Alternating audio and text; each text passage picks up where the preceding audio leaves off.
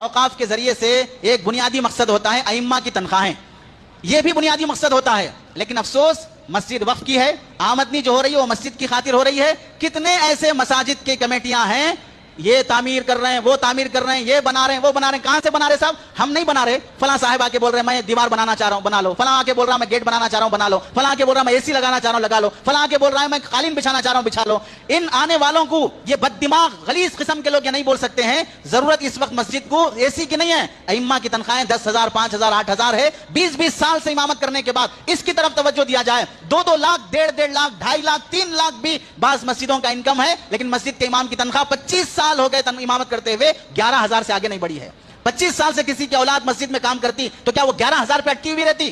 بے شرمی کے ساتھ بولتے ہیں، پھر کہتے ہیں کہ بھئی بہت سخت بول دیا جا رہا ہے کمیٹیوں کے بارے میں۔ دل کو لگتی ہے بات تو ہم معذرت چاہنے تیار ہیں، معافی چاہنے تیار ہیں، لیکن یہ فرعونیت کب ختم ہوگی؟